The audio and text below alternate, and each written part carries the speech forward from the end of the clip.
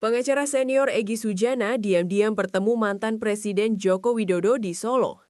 Yang bikin kaget, Egy Sujana adalah tersangka dalam kasus dugaan fitnah dan pelapornya adalah Jokowi sendiri. Pertemuan ini murni silaturahmi atau ada urusan lain? Halo, apa kabar? Assalamualaikum warahmatullahi wabarakatuh. Saya Hersuna Arif, senang sekali bisa kembali menjumpai Anda semua di hari Jumat ini ya. Mudah-mudahan hal ini membawa keberkahan bagi kita semua. Aktivis dan pengacara senior Egy Sujana diam-diam menemui mantan Presiden Joko Widodo.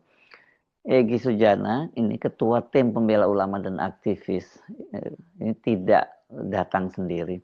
Dia disertai anggota tim pembela ulama dan aktivis Damai Hari Lubis, kemudian pengacaranya yakni Elida Neti, Ketua Umum Relawan Jokowi Rejo Darmizal, dan Sekretaris Jenderal Rejo Rahmat. Pertemuan yang cukup mengejutkan itu berlangsung Kamis sore 8 Januari 2026 di rumah pribadi Jokowi di Gang Kutai Utara, Sumber Kota Solo. Penting kita catat, Egy Sujana bersama Damai Hari Lubis ini termasuk dua orang tersangka ya.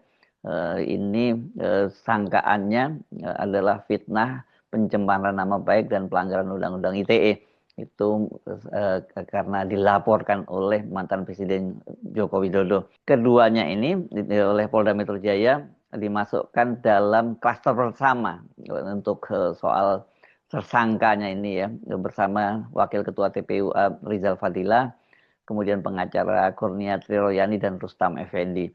Sementara klaster yang kedua itu adalah trio RRT atau Roy Suryo, Rismond, dan T. Fauzia Tiasuma. Belum ada penjelasan yang spesifik apa agenda pertemuan tersebut dan apa yang dibicarakan. Tidak seperti biasanya, ini warga dan wartawan tidak boleh mendekat ke rumah Jokowi dan hanya dibolehkan memantau dari mulut gang. Jadi diperketat ini penjagaannya. Kehadiran Egy Sujana dan kawan-kawan juga tidak terpantau oleh media.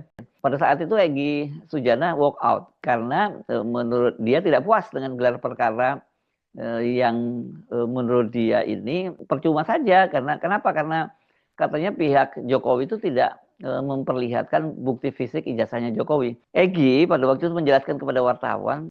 Kontroversi ijazah Jokowi jadi latar utama. Pihak TPUA begini tanggapannya. Egy Sujana bahkan keluar dari gelar perkara karena menurut Egy tidak bermakna. Gelar perkara khusus itu dimulai pukul 10.15 waktu Indonesia bagian Barat dan hingga pukul 14.10. Dan kuasa hukum Jokowi, Yakub Hasibuan, tetap tidak bisa atau tidak mau menunjukkan ijazah asli Jokowi. Ketika itu terjadi, saya bicara, kalau kesimpulan gelar perkara ini tidak menunjukkan ijazah asli Jokowi, gelar perkara ini nothing. Saya nyatakan walk out, maka saya keluar duluan, kata Egy di Barreskrim itu tanggal 9 Juli 2025.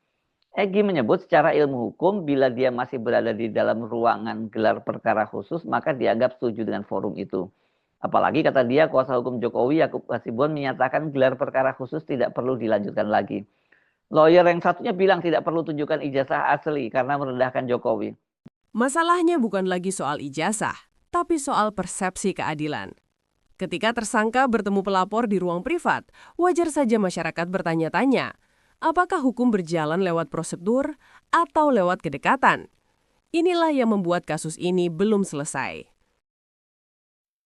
Jadi, saya bersama teman ini membantu menjelaskan mengenai posisi yang benar tentang ijazah palsunya Joko Widodo. Yang kemarin sudah bagus Profesor Sofyan, ditekan akhirnya berubah lagi pendapatnya. Ya itulah, intelektual, cerdas, tapi nggak berani ya begitu. Mestinya berani aja. Kalau kita berani, dia pasti takut. Kalau kita takut, dia berani. Dalil saya Ali Imran, ayat 150-151. Walillahumma maulakum wa huwa khairun nasirin. Pertolongan dan perlindungan terbaik hanya dari Allah. Memohonlah selalu kepada Allah. Pasti tidak takut dan pasti tidak bersedih. Al-Baqarah 112. Insya Allah.